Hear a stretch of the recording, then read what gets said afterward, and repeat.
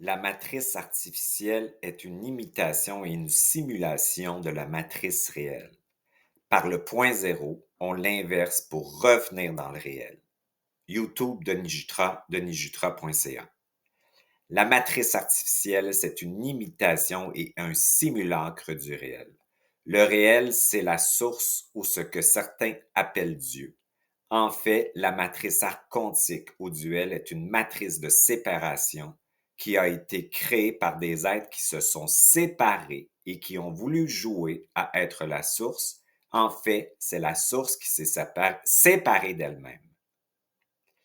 L'analogie référentielle est l'énergie luciférienne qui apporte par sa séparation d'avec la source la descente et la chute dans la matière de la lumière universelle qui sera diffractée, la faisant passer du savoir et de l'intelligence absolue en lumière de la connaissance et de la croyance, c'est-à-dire l'inversion du code original source.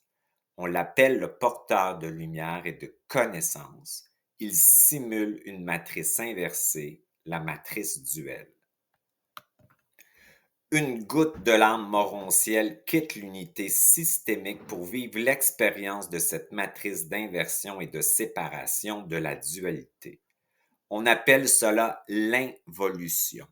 Elle plonge dans la matrice inversée et oublie son savoir par la croyance et la connaissance expérimentale. Elle devient l'âme astrale qui croit son traumatisme. Elle se retrouve en transe hypnotique pendant cette involution jusqu'à ce que le double lui inverse ses croyances et ses programmations. Ton double, en fait, la ramène dans la matrice réelle. Cette matrice artificielle imite et simule le réel dans le sens qu'elle se prend pour la source et s'oppose aux lois universelles. La matrice réelle, la source, est comme le négatif d'une photo. Ce qui est imprimé est l'inversion de ce négatif et est l'illusion de ce réel. Il devient une matrice de séparation et d'inversion. C'est pourquoi tout est inversé dans cette matrice. On n'est pas en contact avec le réel, mais avec son inversion. Donc, on vit par l'avatar de l'âme astrale l'inversion dans un faux moi artificiel que l'on appelle l'ego planétaire. Tout devient le contraire du réel, une inversion où on se retrouve piégé dans une illusion de déconnexion du réel. On pense au lieu de savoir et de vibrer le réel, notre essence. On subjectivise l'illusion de séparation en réfléchissant le faux moi artificiel. Cette inversion nous positionne hors réalité.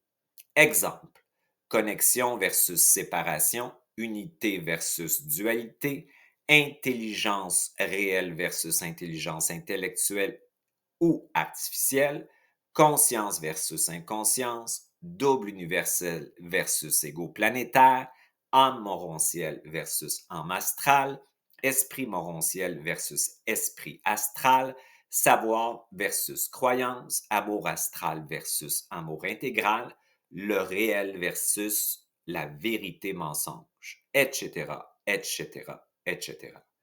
Dans cette matrice artificielle, on devient un moi inversé soumis au destin, c'est-à-dire à la matrice archontique et au programme de l'âme astrale planétaire, puisque l'on est privé de notre connexion avec les plans systémiques. On se retrouve connecté à l'entité maîtresse, ta fausse identité qui te fera croire ton mental inférieur et programmera ta vie. Dans cette inversion, on pense que l'on existe par le petit jeu. On devra se prouver que l'on existe en réfléchissant et en ressentant. On renforce notre moi artificiel et l'entité maîtresse crée par ce faux moi notre fausse réalité. On est bien loin du libre arbitre. D'ailleurs, c'est un piège de la matrice artificielle de nous faire croire que l'on est responsable de ce passé mémoriel artificiel. La seule responsabilité de faire vibrer ta réelle identité, ton essence, est de te détacher de cette mémoire puisqu'elle n'est pas ce que tu es, elle n'est pas réelle. L'ego planétaire est une inversion, donc une identité artificielle. Voilà pourquoi on se retrouve dans une manipulation, une simulation artificielle, puisque cette inversion nous maintient dans l'identification du personnage lié au spectre de la programmation de l'âme astrale qui est entrappée dans cette matrice, parce qu'elle ne se souvient pas de qui elle est à l'origine. Dans la chute, la descente, elle s'est retrouvée enchaînée dans cette simulation inversée par la croyance de sa fausse perception traumatique de la déconnexion et de la séparation avec les plans systémiques. C'est pourquoi elle passe du savoir réel à la croyance artificielle.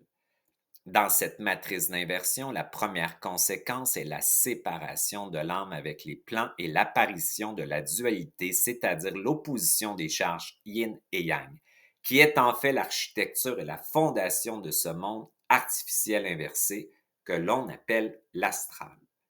Ton double, ton ego universel, lui, est lié au réel.